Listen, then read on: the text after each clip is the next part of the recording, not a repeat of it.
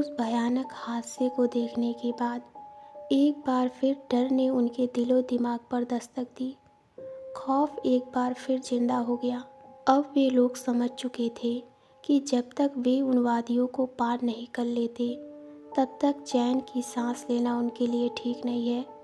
हर बदलते मोड़ पर मौत उनका नए तरीके से स्वागत करने के लिए पलक बिछाए बैठी है। अगर भूल कर भी उन लोगों ने अपनी सावधानी खोई तो यही सब सोचकर उनका मन सिहर उठा था। वे तेज तेज कदमों के साथ निरंतर आगे बढ़ रहे थे। भूख और थकान के कारण उनकी वैसे ही जान निकल रही थी, पर फिर भी उनके कदमों की गति कम नहीं हुई थी। लेकिन नेहा मीलों पैदल चलने और दौड़ने के बाद अब उसके चोट लगे पैर में इतनी ताकत नहीं बची थी कि वो एक कदम भी और चल पाए। उसका दर्द असहनीय हो रहा था। आदि भैया, उसने कहराते हुए आदित्य को पुकारा।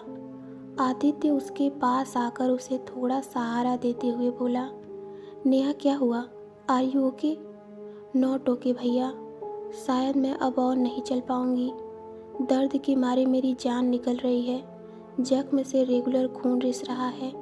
अब सहा नहीं जाता भैया। कहते हुए नेहा दर्द से करा उठी। तू टेंशन मत ले नेहा, हम कुछ सोचते हैं। तब तक तू यहाँ छाया में बैठकर थोड़ा आराम कर। आदित्य ने नेहा से कहा।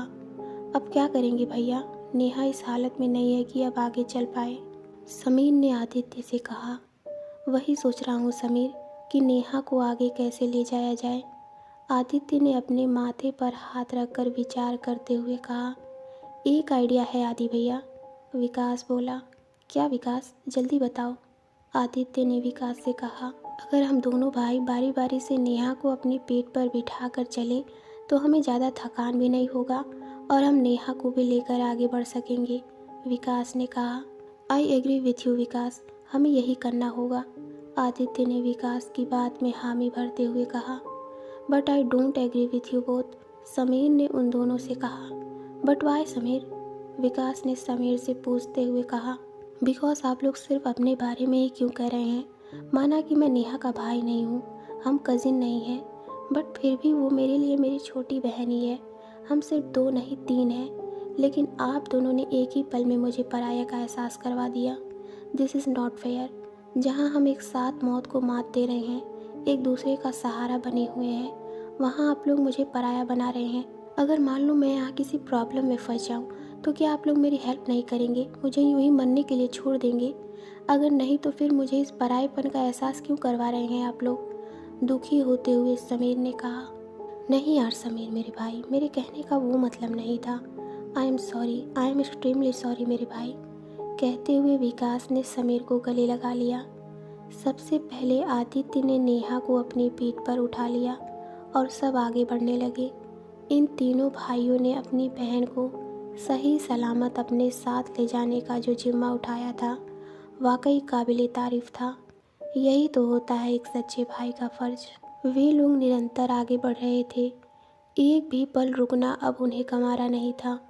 लेकिन मुश्किलें इतनी आसानी से उनका पीछा कहाँ छोड़ने वाली थी। तभी आकाश में काले घने बादल छाने लगे, तेज हवाएं चलने लगी, बिजली कड़कने लगी। मौसम अचानक ही खराब हो गया और तेज बारिश भी शुरू हो गई। उस मूसलाधार बारिश में खड़ा रहना भी मुश्किल हो रहा था। ऊपर से तेज ठंडी आंधी उनकी राहें और ज़्यादा मुश्किल बना रही थी। ऐसा लग रहा था कि खुद कुदरत भी उन लोगों के हौसले का इम्तिहान लेने पर उतारू हो गई थी। पर क्या ये वाकई कुदरत का इम्तिहान था या कुछ और? ओह शिट, अब ये तेज ठंडी बर्फीली हवाएं और ये बरसात, पता नहीं हो क्या रहा है हमारे साथ। ये वातावरण तो और भी ज़्यादा भयानक हो रहा है।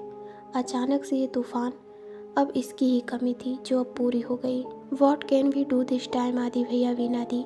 झुझलाते हुए विकास बोला।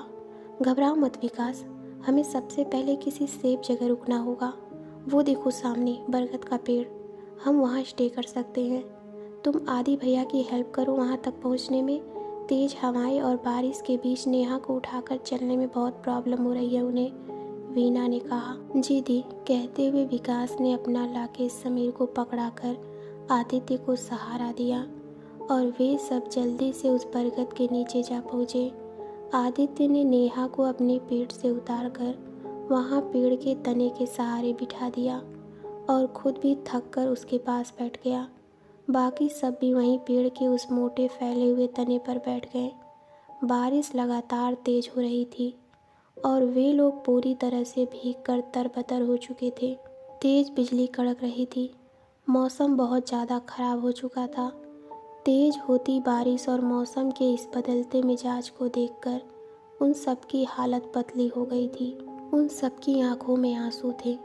उनकी हिम्मत और शरीर की बची कुची ताकत सबने जवाब दे दिया था। इतनी कोशिशों के बावजूद भी अब वहाँ से बचकर निकलना उनके लिए पॉसिबल नहीं था। वे लोग अब पूरी तरह टूट चुके थे। इन सब के बीच अब उनके मुंह से एक भी शब्द नहीं फूट रहा था। उनकी सारी की सारी उम्मीदों पर पानी फिर गया था। वीना का विश्वास भी इन मुश्किलों में गोते खाता धूमिल हो चुका था। फिर भी उसने आंखें बंद कर एक बार अपने सांवरे को याद कर ही लिया। शायद वो बस आखिरी बार उन्हें प्रणाम करना चाह रही थी। इस बार उसने सिर्फ मन ही मन अपने कान्हा को प्रणाम किया, पर उनसे कोई हेल्प नहीं मांगी। जो हो रहा था उसे बस उनकी मर्जी समझकर मन ही मन स्वीकार कर लिया था उसने। पर लीलामय प्रभु की लीला ही कुछ ऐसी है। अपने भक्त की कड़ी से कड़ी परीक्षा तो ले ही लेते हैं, पर ये बात भी उतनी ही सच और शाश्वत है कि कभी उसके विश्वास की लाज नहीं जाने देते। आज वीना के साथ भी कुछ ऐसा ही होने जा रहा था। जैसे ही उसने श्रीमन नारायण को अपना अंतिम प्रणाम कर आंखें खोली, वो स्तब्ध ही रह गई। एकाएक बारिश पूरी तरह से रुक चुकी थी। मौसम एकदम साफ हो चुका था। धूप निकल आई थी। जहाँ कुछ देर पहले प्रकृति अपने रौद्र स्वरूप में नजर आ रही थी, माहौल खौफनाक हो चुका था। वहीं अब मौसम खुशनुमा हो चला था, जिसे देखकर वीना सहित उन सबके चेहरे खिल उठे थे। उन लोगों को अब फिर से आशा और उम्मीद की एक नई किरण दिखाई देने लगी थी। उन लोगों ने बिना एक पल गंवाए सीधे वहां से आगे बढ़ने का फैसला किया। इस बार नेहा को विकास ने अपनी पीठ पर उठाया था। वीना ने मन ही मन अपने कान्हा जी को धन्यवाद दिया और पूरे जोश के साथ आगे बढ़ी। लेकिन वो शैतानी रूहें भी कहाँ हार मानने वाली थी। उनके शिकार उनके इलाके से जिंदा बच निकले, ये बात उन्हें कहाँ पचने वाली थी। इसलिए उन्होंने एक बार फिर छलावा किया। तो दोस्तों, आपको ये कहानी कैसी लगी हमें कमेंट में ज़रूर बताइए। तो मिलते हैं कहानी के अगले पार्ट में। धन्यवाद।